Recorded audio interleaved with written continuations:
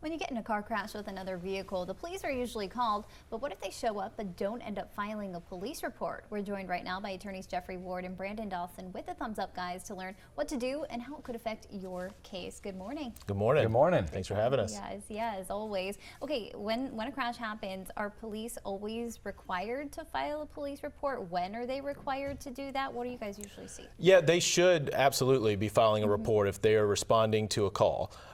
There are circumstances I've seen where maybe a more serious call has come through and they're being pulled off of maybe your car wreck. And in that case, you know, a police report maybe wasn't done because they had to go somewhere else. But that's very rare. If a cop's not wanting to give you a police report, I would encourage you to be insistent upon it. You need that report. It's an unbiased third-party opinion about what happened. He needs to or she needs to do their job and make sure they do.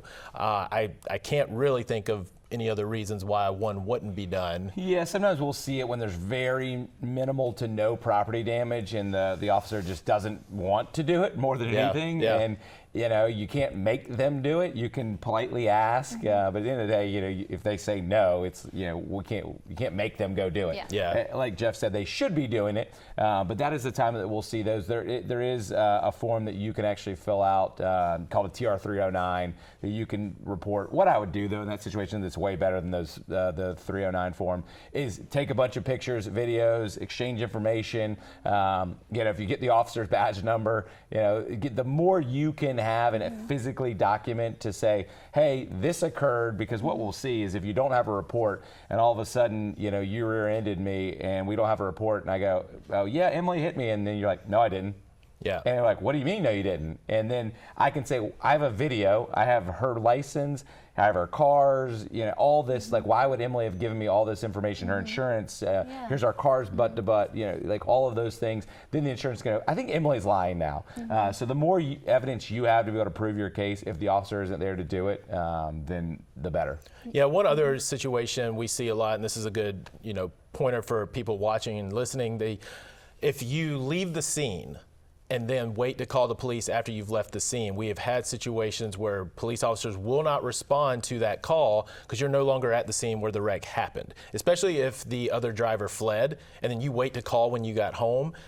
To Brandon's point, you're going to have to do one of those self-reporting forms, and I encourage you to do that in that situation because it's required under South Carolina law to file an uninsured motorist claim. So if you do not have timely reporting to a police officer, you cannot file a claim for uninsured motorist coverage under your own policy. That's one way that this impacts cases down the line. What other ways does not having a police report impact your insurance claim or your future personal injury case? Yeah, it kind of goes back to what I was saying earlier. If you have a defendant who, you know, says it didn't occur, you know, you can end up in a situation where you don't have a claim because we can't prove it. You know, at the end of the day, it's not what really happened, it's what can you prove happened. And so if it's just he said, she said, then you're in a, you know, you might be up the creek without a paddle. And I'm going, hey, sorry, we can't prove that this occurred. I believe you, but we don't have the necessary elements of proof, and it's our burden on the plaintiff side to prove that it occurred.